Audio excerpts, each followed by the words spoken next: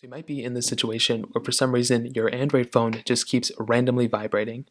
Now, this can happen for a few different reasons. Within Android though, there are a lot of weird random system feedback things that happen. So if you're wanting to go ahead and actually turn off some of these vibration things, you could just go ahead and system-wide put your phone on silent mode. So you can just go through and just decrease the volume completely on your Android device. So just go through, find your volume down button, and just make sure that the volume is down all the way. You can also expand this and pretty much make sure everything is down in terms of volume. So that is another thing I'd probably recommend doing as well. Now, what you can also do is make your way over to your settings application of your Android device, and you can just scroll down until you see sounds and vibration, which is right there. And what you probably want to do here is, once again, if you see vibrate, if you don't want your vibration to go off randomly, or if you can't control it or whatever, just go and put it on mute, and this will basically go ahead and just mute your specific device. So it may not make any sounds, but it's definitely not going to vibrate. So that's another thing you can try doing as well.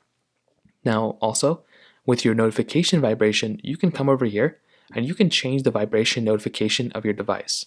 Now if you want to sync with this, you can do it, but if you want it silent, you can also just keep it silent right there. And also you can change your system vibration here too. So if your phone is randomly vibrating as you're touching it or as you're doing something, you can just turn off those vibration sensors here. So that's another option that you have. Within every Android phone, you have this type of capability.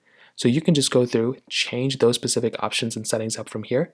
And that's another thing that I would probably recommend looking into as well. Now, for some reason you do that and none of those things are working, sometimes your phone may actually feel like it's vibrating when it's not. It used to feel like that for me on my iPhone all the time. So if that ends up feeling like it for you, that just may mean that your phone is just like, you just sense it vibrating because it vibrates all the time.